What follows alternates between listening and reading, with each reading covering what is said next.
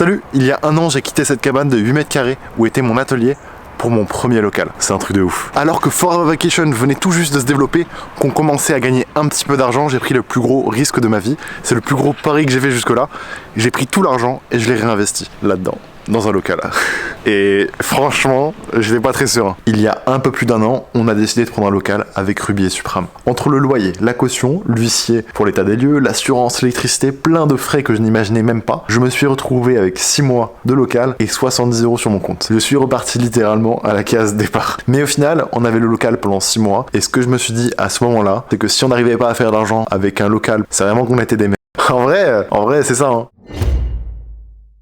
Aujourd'hui, ça fait 1 an et 1 jour que nous avons les clés du local, que nous sommes locataires, un jour peut-être propriétaires. J'ai passé tellement de journées ici à travailler. Je pense que j'ai passé 80% de cette dernière année ici, ou dans mon lit chez moi en train de dormir, mais littéralement mon rythme n'est que ici et chez moi. Et paradoxalement, c'est l'année où j'ai fait, je pense, la moins de vidéos sur YouTube parce que j'étais très occupé dans ma tête. Du coup, on va rattraper ça aujourd'hui. Il faut que je vous raconte tout ce qui s'est passé en 1 an, tout ce que j'ai appris, tout ce que j'ai aimé comme moment, tout ce qui a été compliqué, tellement de choses que je n'imaginais même pas. Rien que le fait de bosser avec des gens tous les jours, les relations humaines, je ne connaissais pas tant que ça. Il faut qu'on parle de tout ça. Au début, vous l'avez vu, le local était vide. Il n'y avait même pas d'électricité de cette partie-là. On a dû rajouter une prise, etc. Mais bon, je vais tout vous raconter. Donc on arrive au local le premier jour avec mon vélo, 2-3 chaises, une rallonge et 2 lampes pour faire la vidéo YouTube de l'annonce. On est parti zéro avec 6 mois de loyer d'avance. Pas d'argent pour acheter de nouvelles machines, pas d'argent pour acheter, je sais pas moi, du stock ou soit vraiment rien du tout. C'était assez fou. J'ai commencé, comme vous l'avez vu, avec cette presse de sérigraphie. Elle est toujours là. C'est ce que j'utilisais dans la petite cabane. Avec le temps, on a eu une opportunité de ouf. On a pu obtenir du matos de sérigraphie. J'en avais fait une vidéo ça, mais on a récupéré cette giga presse de sérigraphie, un atelier quasi complet pour imprimer des vêtements. C'est un truc de ouf qui m'est arrivé grâce à YouTube. Ça nous a aidé. Ça nous a vraiment aidé. C'était vraiment quelque chose qui nous a dit ok, on n'est plus vraiment limité d'un point de vue technique. Maintenant, il va falloir qu'on se creuse les méninges, qu'on bosse ensemble pour aller plus loin. Arthur, quel est ton highlight du local? Le moment qui t'a le plus marqué? Je pense que c'est les fois où Clockers ils sont venus au local. La première fois qu'ils sont venus, genre pour décolorer les t-shirts, je me souviendrai toute ma vie, il faisait tellement pas beau. Il faisait super froid. Et on les a vus débarquer de Paname comme ça. Pendant 4 heures, t'avais Ben qui criait dans le local et qui rigolait, c'était trop drôle. Et quand ils sont partis, c'était le vide total et on était là, on a fait what the fuck. Ouais. On était trop contents parce que à ce moment-là, on s'est dit putain, Ben il est venu de Paname pour tourner des vidéos et déconner au local et waouh. Le 16 septembre 2020, on récupère les clés, on tourne une vidéo directement avec Arthur pour du coup annoncer sur YouTube, sur Instagram qu'on venait d'avoir un local. Personne n'était au courant, on n'avait rien teasé, on voit cette vidéo et là je me rappelle, je crois que je n'ai jamais autant reçu de messages de ma vie, de commentaires, de réactions, alors que pour autant la vidéo n'a pas fait tant de vues que ça. Mais c'était tellement une étape pour Forever Vacation. En fait, j'essaye vraiment que vous captiez que si on arrive à faire des trucs, c'est grâce à vous. Et je pense que les gens ont vraiment été fiers en mode c'était aussi leur réussite à eux et ça c'était incroyable. Je me rappelle même qu'Amino avait fait un post Instagram pour partager genre ce truc là, alors qu'en vrai ça leur servait pas à grand chose, si ce n'est partager des ondes positives, parce que c'était pas une sortie de produit, c'était pas un événement qui allait intéresser énormément de gens, mais en tout cas ils voulaient montrer, je pense qu'ils nous avaient vus et qu'ils étaient contents. Et je pense qu'en fait ce qui s'est passé c'est que plein de gens ont commencé à nous prendre au sérieux. De ce petit projet qui était en final qu'un projet, qui n'était pas une marque, etc. On commençait à prendre du terrain, à devenir des concurrents sérieux. Non, en fait on commençait à devenir pro, sérieux, et en mode ok putain ces petits là ils se bougent. Je pense que en vrai c'est comme ça que les gens l'ont perçu. Et un truc qui m'a fait tilter par rapport à ça, c'est que 1 mois après, Ben vient au local avec toute l'équipe de Clockers pour qu'on décolore des t-shirts pour leur magasin. Et à ce moment là je me suis dit putain, les gens nous prennent au sérieux, on va pouvoir faire des trucs, on va pouvoir aller contacter peut-être des gens, on va pouvoir faire des vidéos, on va pouvoir sortir un peu de notre bulle de projet de gamins d'Orléans qui faisaient des t-shirts. Et franchement c'était tellement satisfaisant. En vrai quand toutes les personnes sont venues, Maël Ravi, oulala, t'apprends des choses en discutant en fait avec d'autres personnes. Genre c'est le fait de ramener du monde ici et de discuter un peu. Ouais c'est ça, Clockers, parce que hier on discutait un peu de ça et t'as dit un truc et ça c'est vrai, c'est y a eu le défi avec Mokovel où on se réveillait à 5h, ça moi j'ai adoré et j'ai trop kiffé. Alors, en gros à 5h on devait être actif, donc habillé, debout et prêt à travailler, donc tu te réveilles généralement moi je me réveillais à 4h20 Comme ça, j'avais le temps un peu de me réveiller tranquillement et à 5h, j'étais actif. Et ça, j'ai adoré. Moi, je sais que vous, c'était pas trop ça. Bah vous, si, moi... Moi, j'ai trop kiffé parce que En fait, ce que j'ai kiffé, c'est que j'étais hyper productif et j'adore en gros être dans ma bulle. Bah, je crois que c'était en novembre dernier, ce que je disais il y a pas longtemps, les nuits blanches, où je faisais peut-être une nuit blanche sur 2, mais je sais pas pourquoi je kiffais. Mais moi je me rappelle, je faisais un repas par jour et je faisais 14h, 4h pendant un mois ici, facile, parce qu'on avait le local, je voulais en profiter à fond, j'étais là tout le temps. Genre, moi ce qui m'a fait kiffer, c'est au début, quand j'arrivais dans le local et que j'allumais la lumière. Je le répétais plein de fois, mais c'est tout bête, mais j'étais en mode putain, on a un local, on a de l'électricité. Ouvrir la porte. C'est ça paraît stupide. Mais le soir, fermer la clé et tout, c'est genre c'est à nous, c'est ici. On le prenait en story tout le temps, tous les jours. Pendant au début, moi je faisais une story tous les jours, hop, ouverture du local.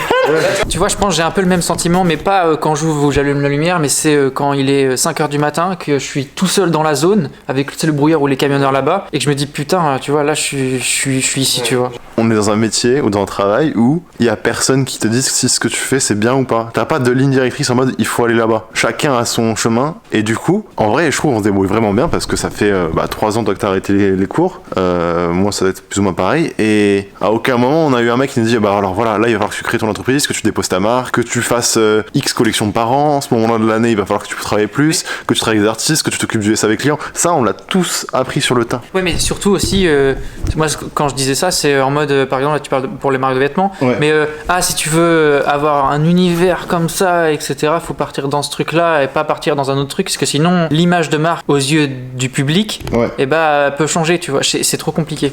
Et personne ne l'a appris. Non. C'est ça qui est fou. En fait, dis-toi que tout ce qu'on fait là, c'est juste de l'intuition et du test. Bah oui. Et c'est fou. Bah ouais. Genre, il y a personne qui nous a dit bah non, faut que vous définissiez bien qui vous êtes et tout. Non, c'est que nous et notre échange, notre discussion avec les gens qu'on croise, ce qu'on fait. C'est que de l'élévation personnelle. C'était un truc que je peux dire, c'est qu'on apprend plein de choses quand on est entouré de personnes qui font aussi plein de choses. Ouais. Donc, pas forcément les mêmes choses en plus. Non, mais pas forcément les mêmes choses, mais des choses qui les passionnent. Ouais. Tu vois. C'est comme une fois, on était allé au concert de Seth Jones et je me rappelle qu'on était resté du coup après la fin du concert. Et il y avait Raska, il y avait plein de gens comme ça que je rencontrais pour la première fois. Et j'étais enfin, pour la première fois, dans un endroit où je me sentais bien à l'extérieur, avec plein de gens autour de moi, parce que j'avais l'impression d'être dans le même délire qu'eux. Et c'est vraiment quelque chose que j'ai appris cette année, c'est que rencontrer les gens, discuter avec eux, croiser des idées, croiser des opinions, c'est super intéressant. Tout le monde a une vision différente sur tel ou tel projet, telle ou telle manière de faire les choses. Et j'ai grave appris comme ça, en croisant un peu, en discutant. Et c'est clairement un des trucs qu'on a le plus apprécié cette année, je pense, c'est rencontrer de nouvelles personnes, discuter avec elles. C'est trop cool. Une des premières leçons que j'ai eues, je pense, c'est l'idée qu'il n'y a pas de règles. On est dans un milieu où en vrai tout est possible. Tu peux avoir un local à 21 ans, c'est possible. Et tous ces trucs-là, je le voyais pas forcément autour de moi. J'avais plein de personnes que je regardais, j'adorais leurs marques de vêtements, comment ils faisaient en France, aux États-Unis, un peu partout. Mais du coup, je m'identifiais beaucoup à eux. Et pendant un moment, j'étais en mode, dès que je voulais prendre une décision, réfléchir, j'étais en mode, comment il aurait fait ça lui? Mais en fait, on s'en fout. Il n'y a pas de règles. C'est vraiment comme tu veux, fais ce que tu veux, comme tu le sens. Plein de potes m'ont dit pourquoi tu prends un local et pourquoi tu prends pas un appartement dans lequel tu fais la même chose? Je suis en mode mais les gars, c'est pas la même chose. Un appartement, ouais c'est cool, je pourrais avoir mon petit appartement, ma petite télé, mon canapé, je sais pas. Je préfère avoir un local, faire évoluer la marque, faire de grands projets, pouvoir mettre du stock, travailler, faire intervenir de nouvelles personnes. Tom qui nous a rejoints, si on n'avait pas le local, il aurait jamais déménagé ici. Et au final, je suis tellement content, il a tellement apporté de choses positives. J'ai tellement appris au fait qu'un humain en plus vienne au local. C'est un investissement, ça a coûté beaucoup d'argent, mais pour ce que ça a apporté, ça les vaut largement. Enfin, c'est ce que j'essaie d'expliquer dans cette vidéo, mais ce local a littéralement changé ma vie. C'est fou, ça fait 1 an que je suis ici, et je peux clairement le dire, ça a changé ma vie. Ma façon de voir les choses, d'interagir avec les gens, de proposer des produits, de travailler, d'avoir une santé mentale correcte, d'avoir un rythme de travail, d'avancer dans la vie, de savoir ce que je veux, tout ça, c'est des questions qui m'ont été poussées et causées par ce local. Puis février, ça fait quoi, 6 mois 6 mois, 7 mois, ça passe vite, hein. Moi, ce que j'ai le plus kiffé, je pense, c'est quand on a reçu la vidéo, quand le Boog a envoyé le logo dans l'espace, et quand on a enchaîné avec le live. Genre, personne s'attendait à ça, et c'était trop cool. Après, en personnel, j'en ai pas. Genre, juste le fait de me dire, ok, je suis là, et je vends entre guillemets du merch, et que les gens kiffent, tu vois, c'est... Tes vidéos, ça bombarde aussi. C'est trop genre. Ouais, ça va, franchement, ça va. T'as appris des trucs, c'est ça Ouais, j'ai appris pas mal de choses. Mais j'ai pas de grosses victoires en mode. J'ai pas fait de limonade, j'ai pas fait de trucs dans l'espace personnellement ou autre. Ah, Mais. si, Si, tu mais- vas en faire, t'en as fait, mais c'est pas prêt encore. Ah ouais, non, Mais ouais, il y a ça qui arrive très bientôt, je pense, avant la fin de l'année, c'est sûr. Mais. Ça va être sa victoire personnelle, mais vous le savez pas encore, mais quand vous allez savoir, vous allez savoir. En vrai, j'ai essayé de check un peu, j'ai jamais vu quelqu'un dans le monde faire ça, frère.